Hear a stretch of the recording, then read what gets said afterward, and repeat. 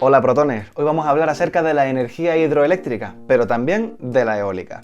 Hace apenas unos años se construía en la isla canaria de El Hierro, en la que está más hacia el oeste, una central hidroeléctrica reversible que permitiría no solamente tener energía renovable gestionable, sino también hacer más sostenible el mix energético de la isla. Ahora bien, ¿sabes cómo funcionan las centrales hidroeléctricas y su variante como centrales hidroeólicas? ¿Quieres conocer el proyecto Gorona del Viento y todos sus detalles? Para descubrir esto y mucho más, sígueme la corriente. Sígueme la corriente, sígueme, electrón con electrón. Sígueme la corriente, suscríbete y sé mi protón. Ya que este vídeo se centra en el uso del agua como recurso para la generación de energía renovable, quiero aprovechar para mencionar a la Fundación Aquae por su grandísimo compromiso con la divulgación y la educación en materia de sostenibilidad. Desde ella trabajan y se centran en la optimización del uso del agua, que es un recurso muy valioso, muy clave y cada vez más escaso. Así que ahí va mi saludo para ellos. Ahora, sí que sí, vamos a centrarnos en nuestro temita. ¿Central hidroeólica? ¿Qué es eso de hidroeólica? Pues para comprender este concepto, primero vamos a centrarnos en ver paso a paso cómo funciona una central hidroeléctrica. Puede ser que hayas visto alguna de ellas paseando por el monte. Su elemento principal es la presa, un enorme muro que mantiene grandísimas masas de agua dentro del embalse, creando esos pantanos que nos encontramos entre las montañas. Aprovechando el movimiento y caudal natural de las aguas de un río, se construye este gran dique que generará dos niveles bien diferenciados en altura. El agua pasará desde el nivel superior hasta el inferior y desde allí seguirá su curso natural. Es decir, que el hecho de pasar por la central hidroeléctrica no afectará en absoluto a sus usos posteriores, aunque esto no implica que no tengan impacto ambiental, pero este es un tema del que hablaremos en profundidad en próximos vídeos. La diferencia de altura es la que hará que el agua llegue a presión y mueva los álabes de la turbina, produciendo un movimiento rotatorio, un movimiento circular, que es el mismo que el aire produce, por ejemplo, en los aerogeneradores, el mismo que se produce en las centrales eléctricas convencionales, las nucleares, las térmicas, y el mismo que necesitamos para poder accionar las máquinas eléctricas. Vamos a pararnos un segundo aquí. Para comprender la razón de que necesitemos ese movimiento giratorio, vamos a visitar de nuevo a Michael Faraday, como solemos hacer siempre en este canal, y esta vez gracias a la explicación que nos dio Javier Santaolalla. Hola Rubén. El electromagnetismo, la palabra clave aquí, es una de las fuerzas fundamentales del universo y surge de la fusión de las fuerzas de la electricidad y el magnetismo.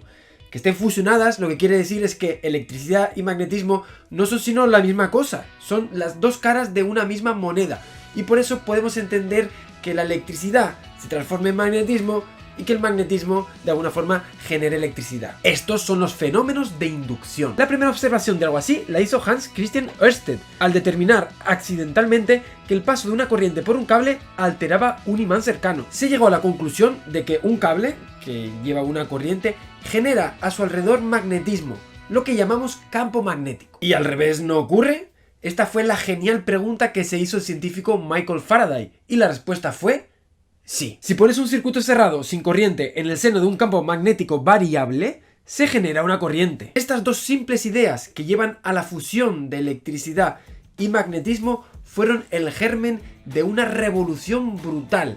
Esa revolución que llevó la luz y la electricidad a nuestras casas y a nuestras industrias, lo que cambió completamente la forma que tenemos de vivir. Literalmente se hizo la luz. La idea de Michael Faraday llevó al desarrollo posterior de lo que llamamos hoy generador eléctrico. Esos conceptos son básicamente los que se emplean en cualquier generador. Se produce un movimiento rotativo que hará girar el eje del generador. Ese eje va a producir un campo magnético rotativo en el interior de la máquina y ese campo magnético rotativo generará la electricidad que luego verteremos al sistema eléctrico. Pero bueno, volvamos al caso concreto de la hidroeléctrica. El agua hace que la turbina gire, así se produce la electricidad como hemos visto y se inyecta al sistema eléctrico. ¿Y luego qué pasa con el agua? Pues sigue su curso natural, por el río. Ahora bien, ¿podría aplicarse este principio en lugares donde no haya ríos? Una solución en ese sentido es disponer de dos embalses situados a distintas alturas. El embalse superior dejaría caer el agua para turbinarla y luego llevarla por gravedad al embalse inferior. Posteriormente se bombearía de nuevo el agua del embalse inferior al superior para cerrar el ciclo y así volver a empezar. Esta esta solución es la que se plantea para la isla de Gran Canaria dentro de unos poquitos años, concretamente en la presa de Chira, que junto a la presa de Soria, que está un par de barrancos más abajo, van a conformar una central hidroeléctrica reversible. Un caso parecido es el que se ha aplicado en el punto más al oeste de España, en la isla del Hierro. Allí se puso en operación la central hidroeólica Gorona del Viento, que comenzó a operar a mediados del año 2015. Y aquí llegamos al concepto que da título a este vídeo, una central hidroeólica. El funcionamiento de esta central es exactamente el mismo que comentábamos antes para el caso de las centrales hidroeléctricas reversibles. Tenemos un embalse arriba y un embalse abajo. Desde el de arriba se pasará agua al de abajo, turbinando, generando electricidad. Y luego desde el de abajo se bombeará el agua para volver a rellenar el de arriba. Tenemos así un sistema cerrado. Ahora bien, ¿y si la energía que empleamos para bombear el agua de abajo a arriba la sacamos de aerogeneradores? Pues tendremos una central hidroeólica. De esta forma, la central pasará a generar energía 100% renovable, ya que la energía que se requiere para el bombeo no proviene de fuentes convencionales. Estamos convirtiendo la central en una grandísima batería. El viento es un recurso variable y no podemos garantizar que vaya a soplar cuando el sistema eléctrico necesite su energía. Con este sistema estamos almacenando esa energía eólica en forma de energía potencial, de manera que después se podrá utilizar cuando sea necesaria sin ningún tipo de impedimento. Pero la historia no acaba aquí. Actualmente se está generando constantemente energía, se está vertiendo agua hacia las turbinas y también constantemente la energía eólica está alimentando a las bombas para almacenar el agua arriba. Y uno puede pensar, bueno, ¿y la energía eólica no tendría más sentido que se inyecte directamente al sistema y así evitamos las pérdidas del propio aerogenerador, de las bombas y demás? Y utilizamos las bombas solamente cuando haya excedente de energía. Pues la ventaja está en que precisamente los generadores de la central hidroeléctrica, a diferencia de los de la solar, por ejemplo, o los de la eólica, sí que son los mismos tipos de generadores que los que encontramos en centrales convencionales. Hablamos de generadores síncronos convencionales, esos generadores con la capacidad de fijar la frecuencia de la red. Si bien los aerogeneradores más modernos sí que son capaces de controlar la potencia y la frecuencia, hacer control potencia-frecuencia, lo hacen de manera que ven la frecuencia que hay en la red y la replican, pero no son capaces de fijar esa frecuencia, de ser los que controlen realmente esa frecuencia. En este caso es importante disponer de generadores síncronos que conjuntamente fijen la frecuencia y sean capaces de aportar reserva rodante. Este concepto de reserva rodante está íntimamente relacionado con la respuesta que inercialmente dan los generadores convencionales ante cambios bruscos en la demanda. Cuando el consumo, por ejemplo, pasa a ser mucho más alto debido a alguna perturbación, supongamos que perdemos un generador y el resto tiene que asumir la carga, los generadores operativos se frenan aportando la energía de frenado de manera instantánea. Así se mantiene la potencia eléctrica al valor que se está demandando. Tras ese momento transitorio, se envía más fluido a la turbina para que aumente la velocidad del rotor del generador y se restablezca así la operación normal a ese nuevo valor de potencia. La reserva rodante como tal es el margen que un generador tiene desde la potencia que está generando en un momento dado hasta su máxima capacidad, que es el margen que tendrá para hacer ese tipo de regulación. Por otra parte, el hecho de verter a la red eléctrica directamente desde la central hidroeólica ayuda a que en un sistema eléctrico tan pequeñito como el de la Isla del Hierro no se noten mucho las fluctuaciones del recurso eólico, cuando sopla o no sopla el viento. Hacemos que la renovable, en este caso, sí sea gestionable, porque nosotros generaremos energía cuando sea necesario, cuando exista el consumo, porque teniendo el agua en el embalse superior, podemos bombearla cuando queramos, controlamos nosotros el recurso.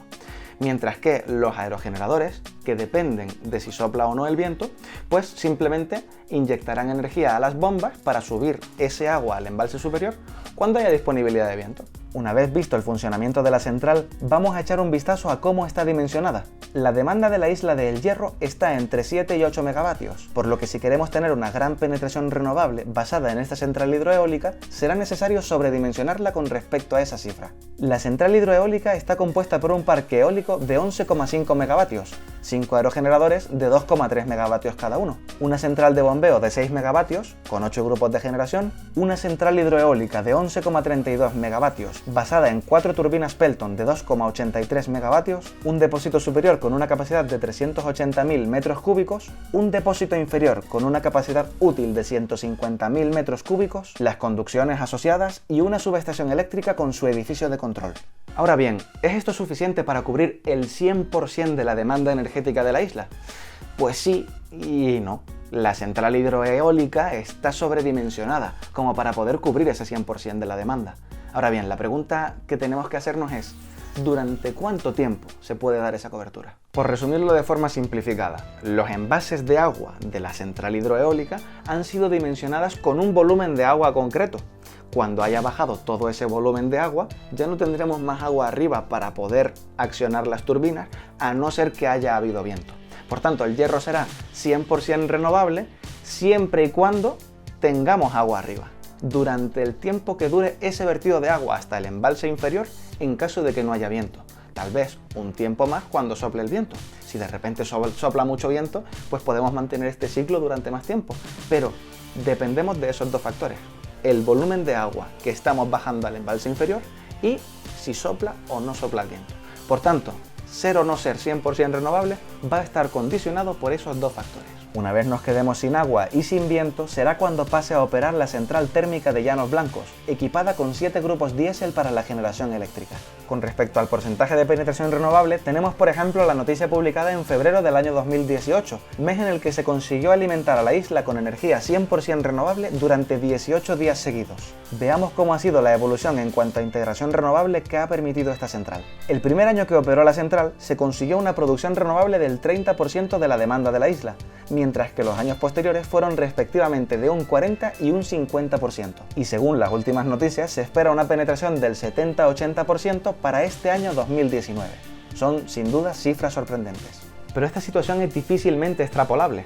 En el hierro se dan unas condiciones singulares para un proyecto de este tipo, que dependen, por un lado, de la baja potencia que se consume allí, porque tiene muy poca población, y también, por otro, de la orografía de la isla y de la calidad del recurso eólico.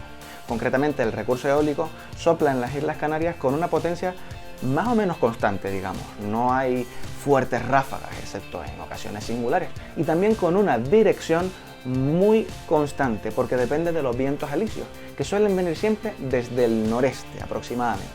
Entonces, digamos que la calidad del recurso eólico es muy buena. Por otra parte, la orografía permite que se haya podido construir la central reversible, la central hidroeléctrica, con esos dos embalses.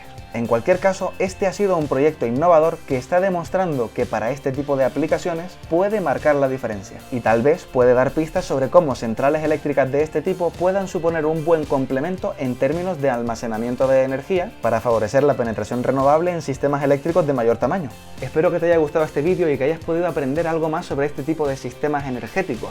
Comenta por aquí abajo si conoces algún otro tipo de sistema de generación hidroeléctrica, de almacenamiento energético, similar o no similar. Aprendamos todos juntos.